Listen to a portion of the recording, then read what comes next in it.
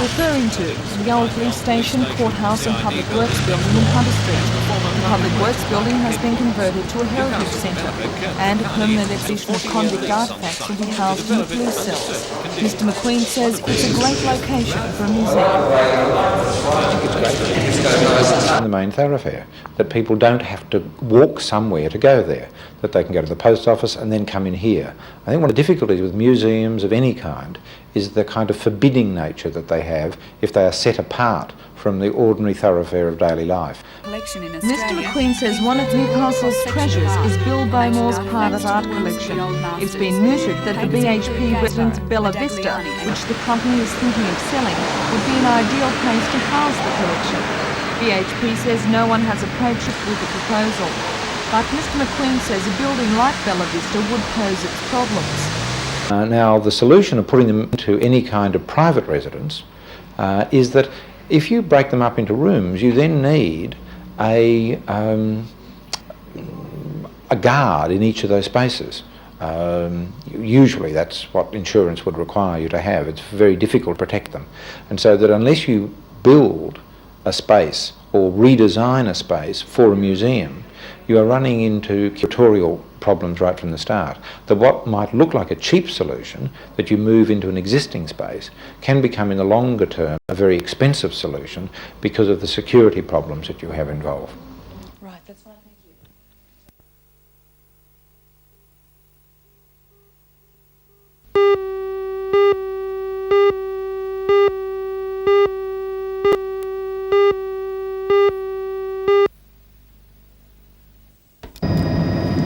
The Great Lakes Shire Council has come under a lot of criticism.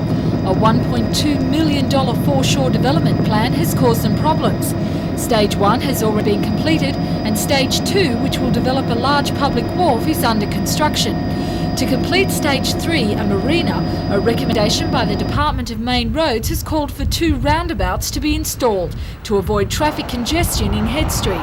But according to President of the Chamber of Commerce, Bill Ackhurst, the one at Head Street in Reserve Road will turn traffic away from the main shopping area. This is the area that is critically short of parking. In fact, in a council-commissioned consultant's report in 1977, that consultant identified a shortfall of nearly 100 spaces then.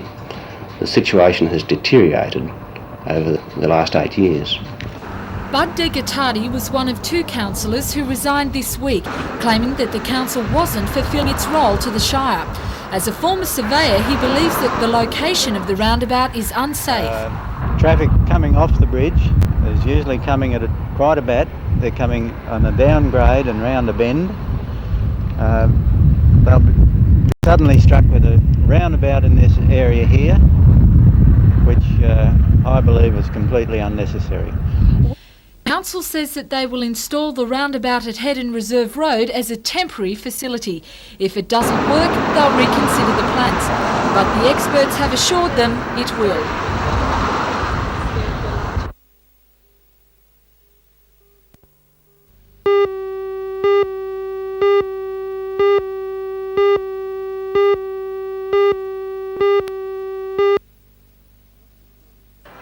Not since 1979 had Belmont High's Open League side made the final 16 of the covered University Shield competition, and as the Moree team had also eliminated 5 schools along the way to this afternoon's Carlisle game, the scene was set for a hard encounter, and that it was, with Belmont pressuring the Moree Light Blues from the kick-off, only to have the tables turned and a try awarded against them minutes later.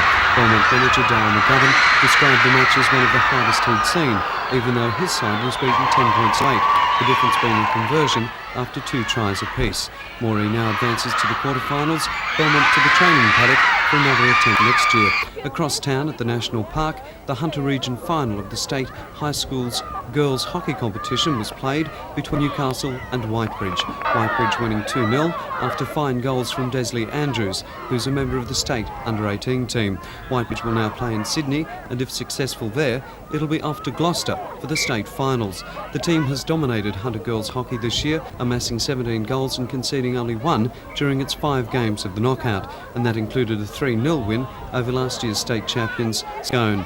In fact, it's been quite a remarkable sporting year for Whitebridge, which has won 4 regional sports teams finals in boys squash, under 14 years rugby league, Commonwealth Cup soccer and now hockey.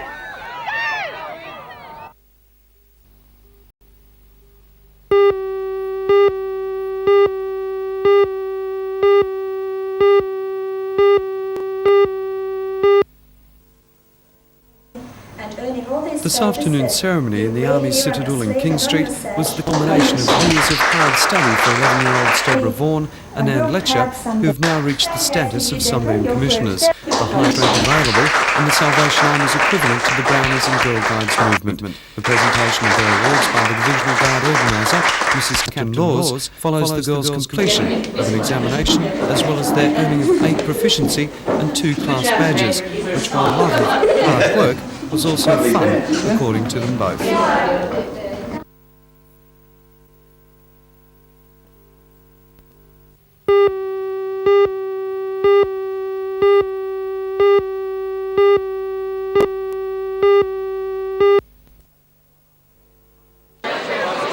For the 200 guests in the Gallery 3 restaurant at Newcastle Workers Club, it was a memorable dinner.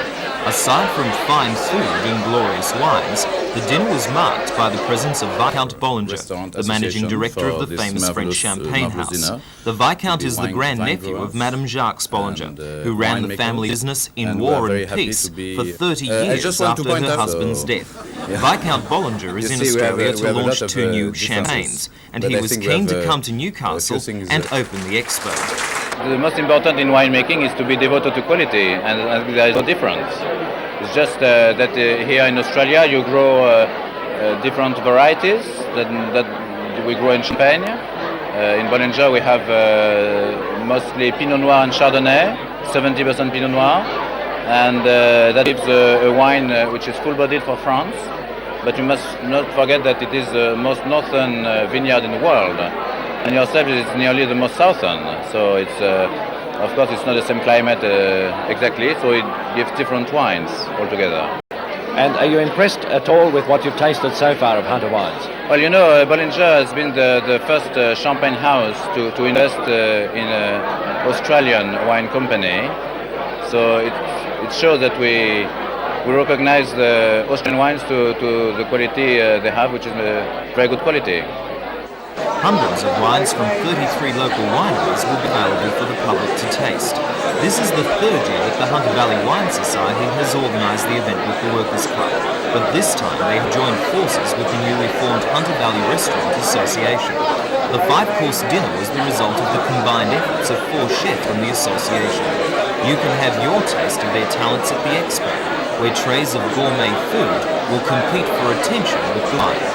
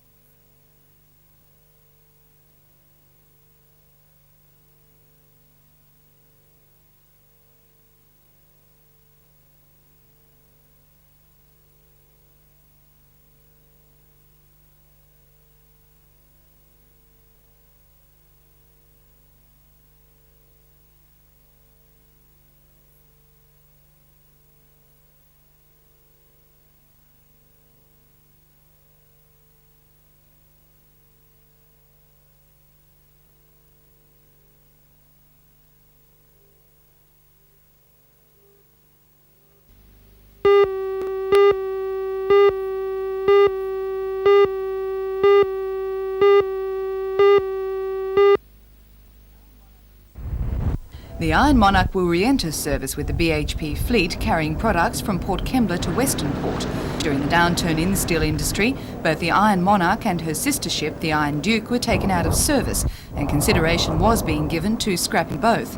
However, with a rise in the industry, it was decided to bring the Monarch out of retirement. The Iron Duke will stay at her berth in Sydney. According to Engineering Managing Director at Varley Engineering, John Thompson, survey work will start tomorrow on the ship. The Monarch is currently powered by gas turbines. Mr Thompson says these will be removed to be replaced by heavy fuel diesel engines on order from Finland. These are expected to arrive around December this year. The refit will cost in excess of $8 million, and the ship will be handed over to BHP for service on the 30th of June 1986.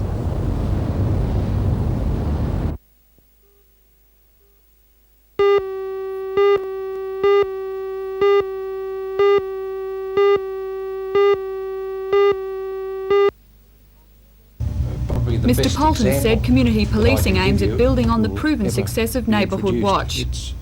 It's been so effective in other parts of the world, and it's already starting to show results here in New South Wales. Whilst I can't quote you any figures yet because it's too early to place much reliance on the figures, I have noticed that there is a drop in crime in areas where the concept has been introduced. Mr Poulton said the department also wants to increase everyday public contact with police and to provide feedback so people can see the value of their own efforts in preventing crime through being watchful. We don't want any vigilante type operations.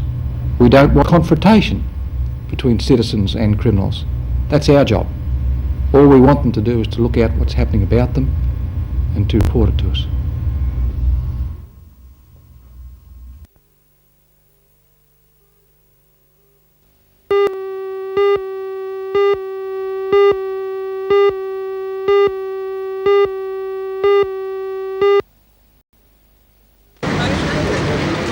About 14 years, or 5,176 days to be exact, since there was an accident at the Esso terminal in Torres. Although the 5-star safety program has only been going for 18 months, the management of Esso say terminal's long safety record has allowed it to be the first firm in the state to achieve a 5-star rating on its first assessment. The rating is made up by the amount of working time lost through accidents and the safety practices employed at the workplace. The award was presented to the manager of the terminal, Barry Davis, by the State Deputy Director of the National Safety Council, Laurie Nicholson. Mr Davis says the award represents a lot of determination by workers.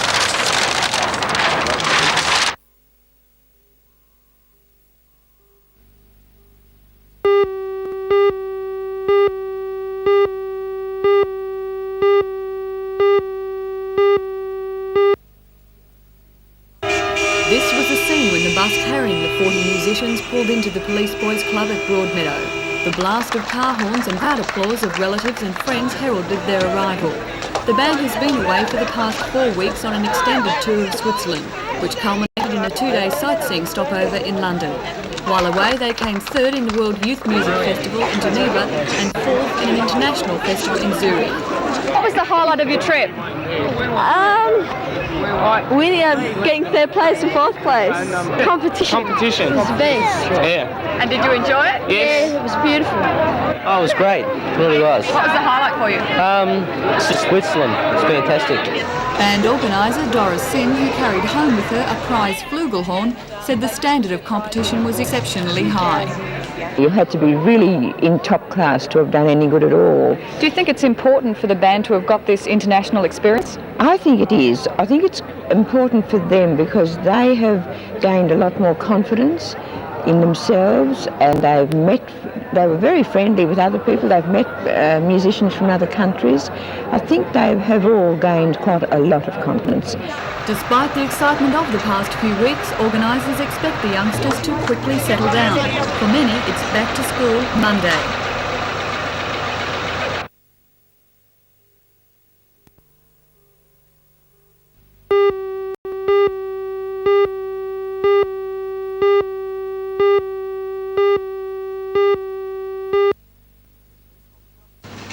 The Cessnock councillors were probably a little surprised by the strong public interest the Marthaville issue has raised.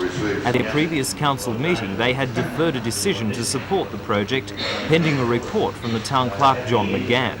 The Cessnock Committee has been granted $80,000 by the State Bicentenary Committee to buy and restore Marthaville for use as a community gallery. It has been promised a further $50,000, but both amounts must be accepted by the council.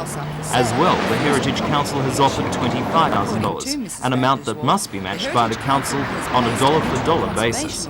That is more than enough money to buy the property, which is worth about $130,000, but the council was unwilling to commit itself to the cost of restoration, estimated at $70,000. At the end of the night, council decided to accept the grants and buy Marthaville. However, the financing will be arranged in a way that means council will not have to commit any of its own money to the project.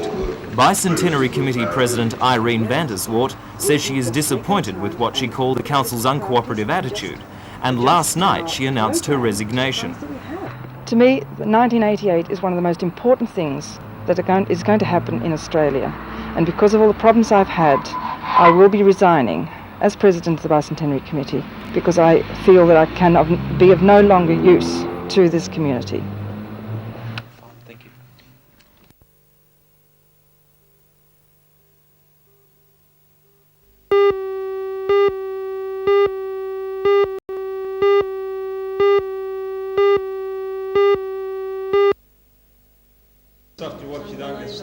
Anthony Bendyke's cycling career came to a sudden and unfortunate end early this week.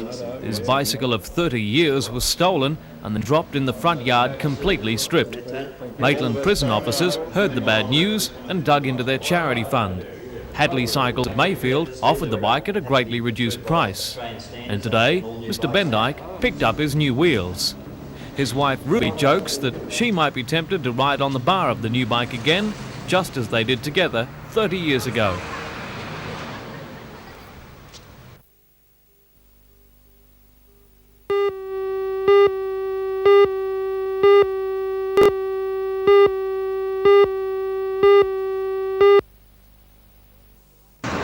The first of the runners made their way down to Strait early this morning.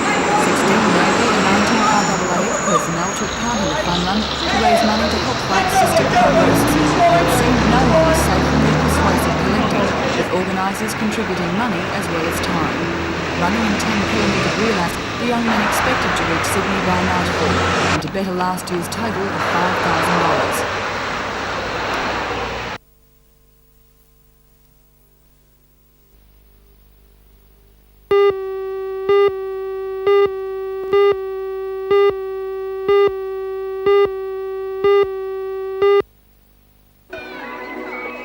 Hundreds of competitors gathered at the Stroud Showground to test their strength and accuracy in the annual brick and rolling pin throwing contest.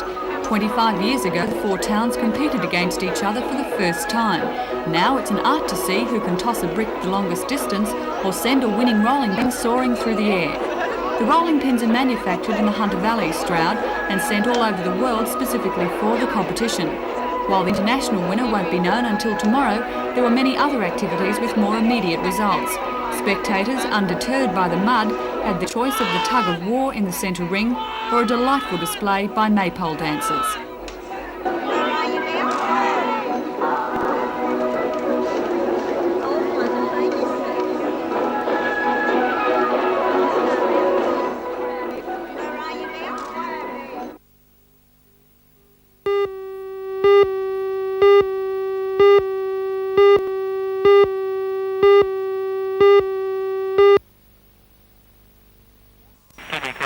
Today's exercise was not merely a demonstration, but part of the training program 28 men and women have undertaken during the past 2 weeks. The exercise performed at Belmont is known as a helibox drop and is normally used to deliver fragile equipment such as radios and medical aid to people in distress. The men and women undertaking the search and rescue training also watched 2 men parachute supplies down, a technique used to get equipment into inaccessible areas. Although training by the National Safety Council continues until Monday, the Federal Minister for Transport, Peter Morris, today presented certificates of competence. He said training along the eastern seaboard should be completed by October. Schools will then be held throughout the rest of Australia. We want to finish the East Coast first, end of October this year. Then we move to Central Australia, the centre section of the continent, and to the western side. But it's a unique service, the way it's being developed. It's good value for money for the taxpayer, and it's going to help save lives.